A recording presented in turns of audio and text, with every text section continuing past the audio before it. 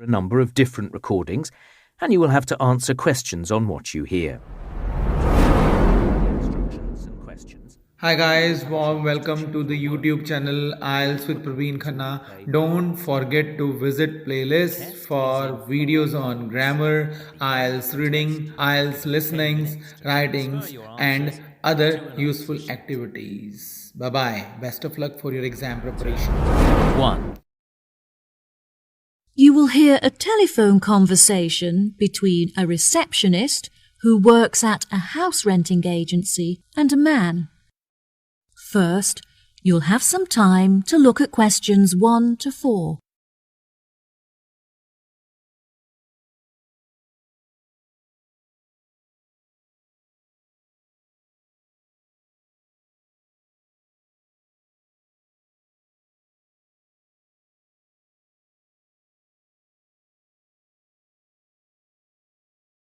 You will see there is an example that has been done for you. On this occasion only, the conversation relating to this will be played first. Hello, how can I help you today? Yes, hello. I'm just phoning you as I have seen an advertisement on your website for a property that I'm interested in renting. If possible, I'd like to find out some more information before I organise a viewing. No problem at all. What is the address of the property that you'd like to inquire about? It's 21 North Avenue. Okay. The address of the property is 21 North Avenue. So, 21 North has been written in the space. Now we shall begin. You should answer the questions as you listen, because you will not hear the recording a second time. Listen carefully and answer questions 1 to 4. Hello, how can I help you today? Yes, hello. I'm just phoning you as I have seen an advertisement on your website for a property that I'm interested in renting. If possible, I'd like to find out some more information before I organise a viewing. No problem at all. What is the address of the property that you'd like to inquire about? It's 21 North Avenue. Okay, what is it that you'd like to know? First of all, I'd like to know what facilities the office has, as I need to make sure that it'll be suitable for my advertising company. I see. The office contains a large open-plan space with a wide frontage onto a busy street with lots of passers-by. So your business would have a really good street presence. There is also a toilet and newly refurbished kitchen equipped with a dishwasher and oven. Wow, that sounds great. I'd definitely like to register my interest. Okay, perfect. I just need to take some details from you, if that's okay. What is your full name? Jonathan Smith. And what position do you hold in your company, Jonathan? Until recently I was sales manager. However, I've recently been promoted to regional manager, so I'll be in charge of running our new office. Can I ask where the office is located? Yes, of course. It's located downtown, just around the corner from Royal Square Shopping Centre. That's a bit too far out of the centre for my liking. I'd much prefer to be located in close proximity to the station. Do you have any property located in that vicinity? It would help me to narrow down the results if you could tell me how many employees you intend to have working in the office. Our branch is made up of 30 employees, and we'd like some extra space for meetings and presentations. Most average office spaces are around 8,000 square feet, but it sounds like you would need more space than that. I think that 10,000 square feet would be more suitable for your needs. Now, let's see, we have 10 properties that match those criteria, so let's try and narrow it down. Before you hear the rest of the conversation, you have some time to look at questions 5 to 10.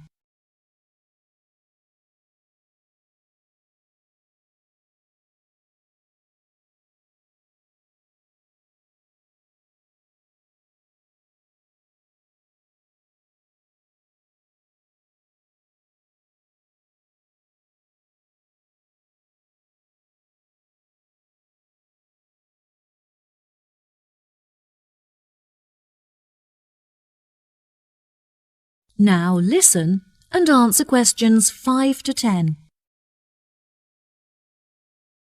Do you have any other requirements? Well, we'll need access to the office 12 hours a day, but security should be 24-hour. We don't hold any money on the premises, but it's crucial that we protect our customer information against theft. Okay, anything else? Yes, ideally I would prefer the new office to be split over 2 levels, so that the working office area is kept separate from street level. That will enable us to locate a reception at ground floor level to welcome customers when they arrive. And are there any particular facilities that you need? Our employees work very hard throughout the day, and I want to make sure that they're well nourished. It would therefore be ideal if I could provide them with a kitchen to cook hot meals at lunchtime.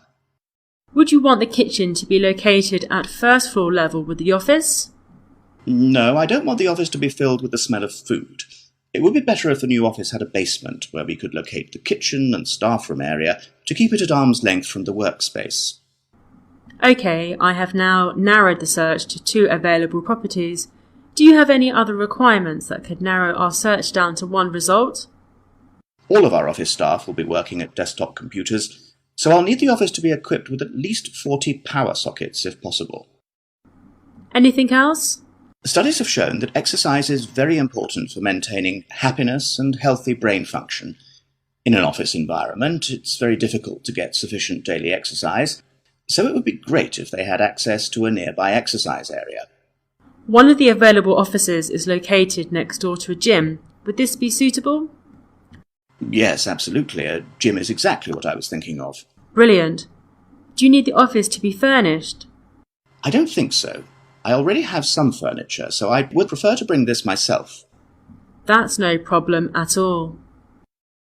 And before I forget, we will definitely require Wi-Fi access, as much of our work and customer recruitment is carried out online.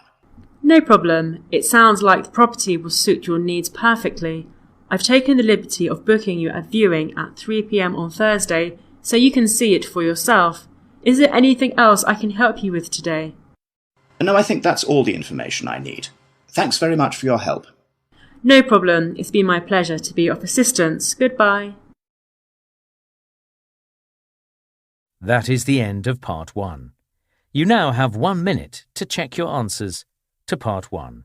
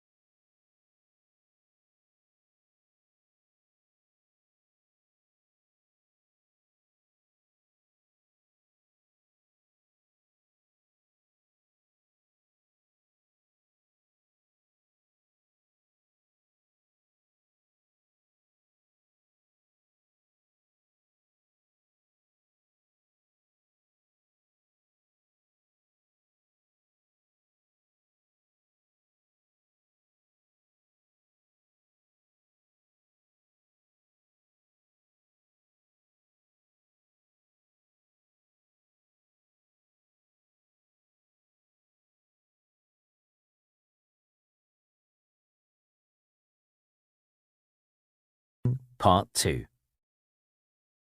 You will hear a tour guide giving a talk about a relaxation centre. First, you'll have some time to look at questions 11 to 14.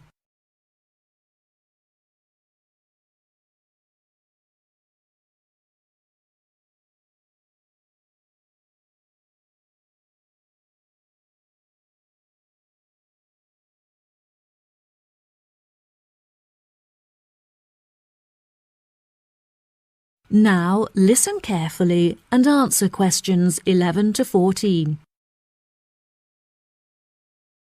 Hello everyone, my name is Sally. Welcome to our globally renowned spa and relaxation centre here at Island View Estates. Before you all wander off and begin exploring the facilities, I'd like to go over a few things. Now, this year is a very special milestone for our beloved centre, as it is our 25th anniversary. I understand that this means you have all paid an increased price for your tickets, but I can promise that all of the events we have scheduled for your enjoyment will make the costs well worth it. I know that all of you have travelled a long distance to make it here to the centre of the New Forest, but it is thanks to its remoteness that our centre is such a beautiful place to relax. I'm sure you are all keen to find out what activities we have arranged for you, so I will give you a quick overview. Tomorrow we have arranged for you all to participate in a yoga session for the duration of the morning, followed by a day of relaxation at the pool, where we have ample sun umbrellas to protect you from the sun. On Wednesday, we have organized a sightseeing hike through the forest, where you will be able to test your navigation skills and witness the wild ponies in their natural habitat. It's forecast to be sunny that day, but I recommend that you all bring rainproof clothes just in case. On your last day, we have a special surprise, a pony trek along the beach. We ask that you all wear full-length trousers and that all women have their hair tied up in a ponytail. Helmets are provided at the centre for those who would like to wear one. There are a couple of beautiful attractions here at the centre that you must all be sure to visit before you leave. The Rose Garden, located just at the corner of the property, is home to many indigenous species and is beautifully serene and peaceful, the perfect place to collect your thoughts or read a book. Our sunset boat ride has been the favourite attraction for many of our visitors. Simply hop aboard and relax whilst we sail you out into the open sea to witness one of the most beautiful spectacles that nature has to offer. Last, but certainly not least, is the freshwater pond, which serves as a watering hole of sorts. Some of you may even be lucky enough to spot our resident kingfishers, who are members of a very rare and endangered species. Once you have all unpacked and settled into your rooms, we will be taking you out to the neighbouring island for a bonfire and barbecue dinner. The island is very small, and the bicycle trails make it very easy to explore all of its beautiful corners. As the island is entirely separate from the mainland, it has never been inhabited by wildlife, so you can all roam freely and safely. We have some bonding exercises for you all to take part in around the bonfire, where you can potentially make new friends and discover a lot about yourself. Before you hear the rest of the talk, you'll have some time to look at questions 15 to 20.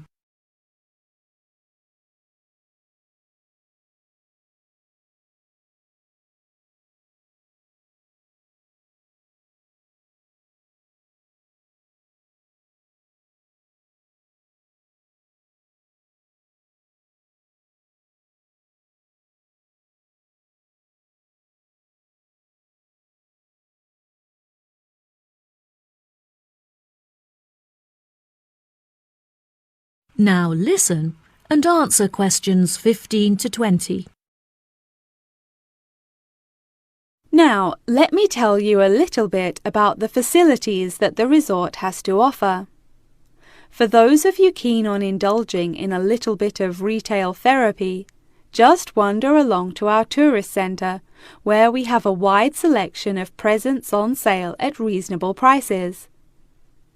If you are feeling more drawn to the natural surroundings and scenery, I recommend that you take a trek up the mountain, where you can enjoy the panoramic outlook from the peak. For a bit of cultural indulgence, why not pay a visit to our small on-site theatre, where you can enjoy watching a range of movies and check out some works by our resident street artists. Just a 10-minute walk down the road is the local art museum, where you can roam around the sculpture courtyard or admire the many artworks on display. Here at the resort, we are incredibly lucky to be located right next to a nature reserve, where many species of endangered wildlife live in the pond. Just on the bank is a small hut where visitors can observe the fish and birds in their natural habitat. Now, if any of you are interested in history, you have the very interesting opportunity to visit the ancient building at the south side of the grounds. The building is now a museum. However, it originally served as a jail for those charged with crimes of treason against the royal family. Well, that just about rounds it up. Now, if anyone has any questions? That is the end of Part 2. You now have half a minute to check your answers to Part 2.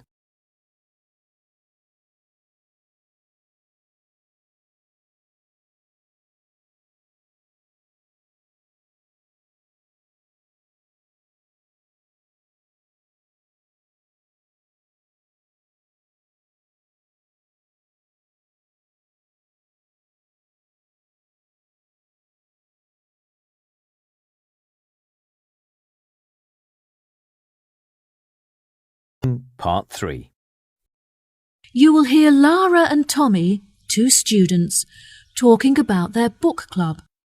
First, you'll have some time to look at questions 21 to 24.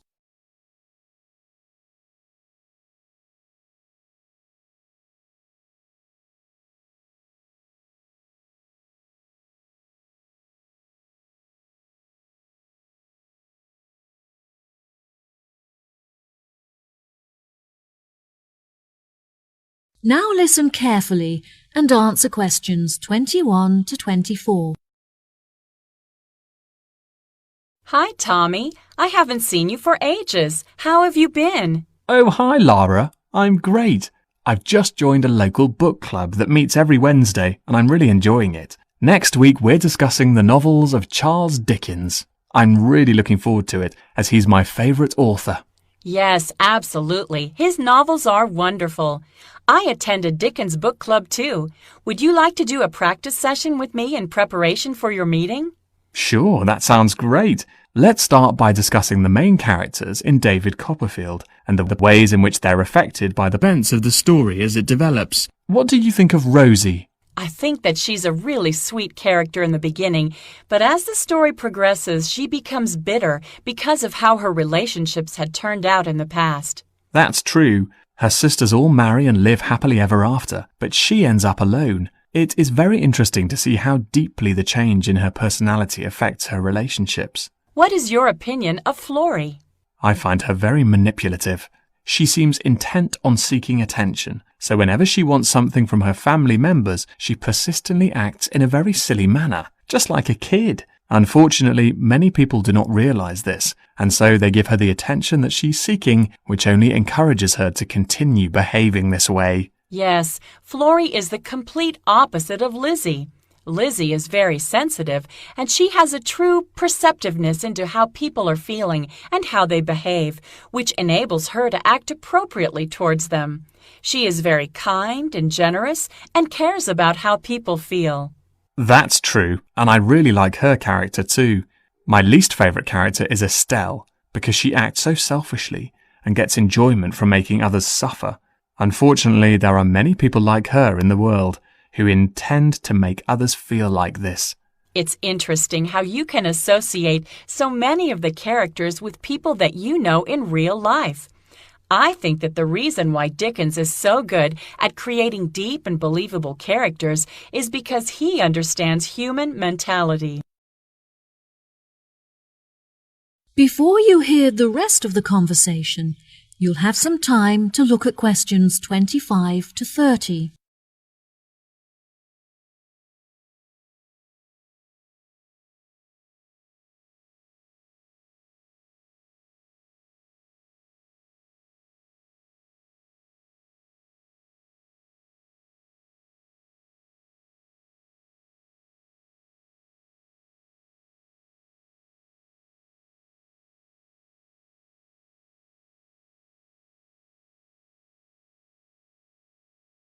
Now, listen and answer questions 25 to 30. Absolutely. What do you think of the literature lectures? I really look forward to them. They're the highlight of my week. The lecturer is usually late, but that gives you time to settle down and get organized before the lecture begins. Do you have a discussion period at the end? No, I don't think so. We're meant to, but since the lectures often begin late, this means that there is no time left for a conversation about the lecture. I think this is a real shame, because it really helps you to gain a good understanding of the books when you hear other people's opinion of it. What about your lectures? My lecturers have very good organisation skills, so their lectures are well organised and packed full of information. They always leave enough time at the end for consideration, when everyone is really quiet and we reflect on the lecture in our own minds before we open up for discussion. This really helps you to gather your thoughts and absorb the information from the lecture. Oh, that sounds brilliant. Do you think there is anything that needs to be improved? My experience of the course overall is really brilliant, but I feel there are many improvements that could be made to it. The IT support staff are great, but there are just not enough computers available for the numbers of people that need to use them. Every time that I need to use a computer, I have to queue up for at least 15 minutes. I find that the librarians are really helpful and approachable. However, the equipment is just not good enough. Whenever I need to use the photocopying facilities, for example, most of the machines are really old and slow, which means that you have to wait for ages for them to work. It's really frustrating because I'm often stretched for time. Perhaps we should start a petition to encourage the university to improve their facilities. That sounds good. What do you think of the group discussions? I really enjoy them. Since the class groups are so small, everyone gets to have their say and contribute thoughts to the conversation, so the classes are really effective. The only issue is that it's very difficult to find an opportunity to meet up, since everyone has such busy schedules. Yes, definitely. In our class, we pass around a ball, and only the person holding the ball is allowed to speak. Each person is only allowed to speak for a minute at a time, which helps us to make sure that we use the class time fairly, and it also makes the discussion more fun. That's true. It's been really great catching up with you. Thanks for your help. No problem. Good luck at your class. Bye. That is the end of Part 3. You now have half a minute to check your answers to Part 3.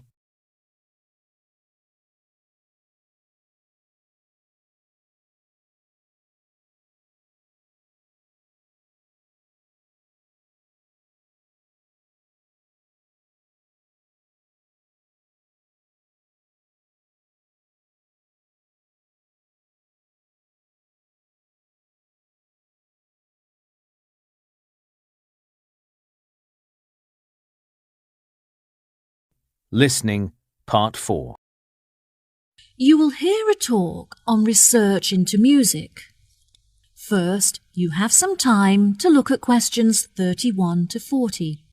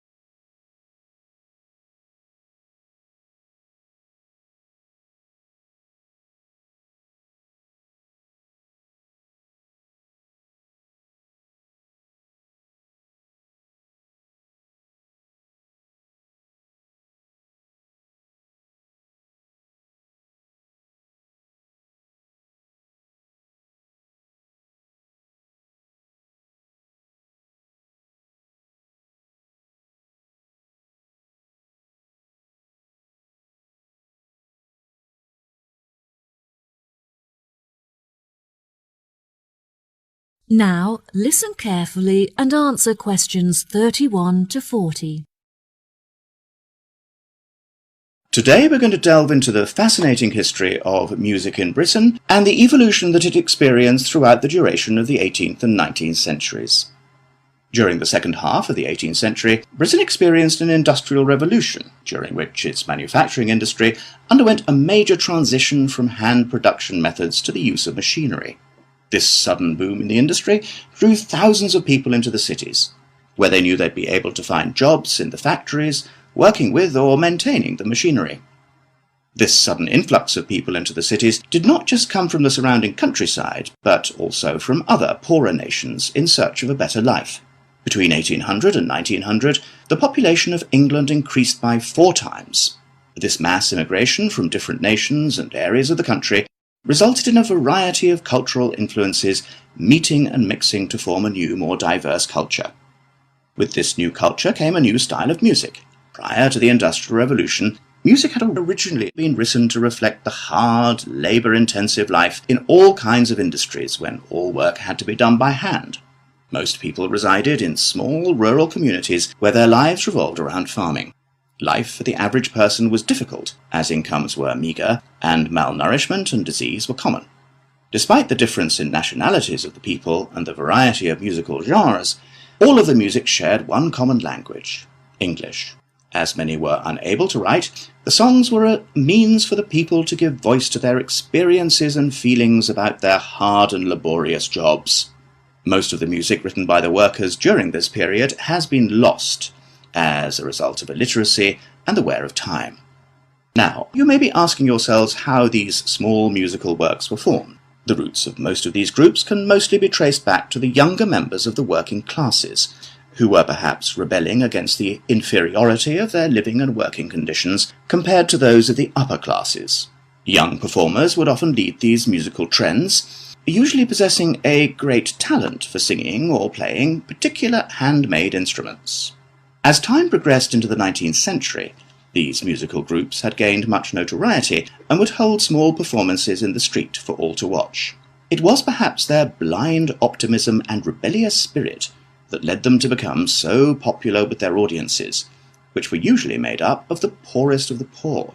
Despite efforts by the upper classes to put an end to these musical traditions, they continued to gain popularity and flourish. By the late 1870s, they had evolved past the barrier of the social echelons and gained access to the middle class.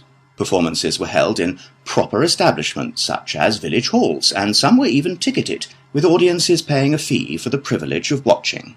Music produced by these groups were better recorded, and some is still preserved today in museums. The music of these groups may not exist in the present day, but its influences are still clear if you look closely enough. In classical culture, for example, many of the themes and theatrical performances are still based on the lives and experiences of the working classes both prior to and following the Industrial Revolution. The novel entitled Les Miserables by Victor Hugo, for example, is a novel about the French working classes and is still widely popular today. The original recordings of the music written during these periods are now hugely valuable due to the demand from avid collectors and enthusiastic fans. Many of these recordings are publicly owned and displayed in museum exhibits.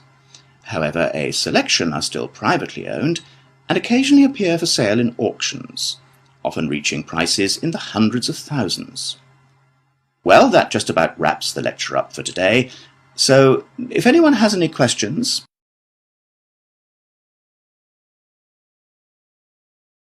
That is the end of Part 4.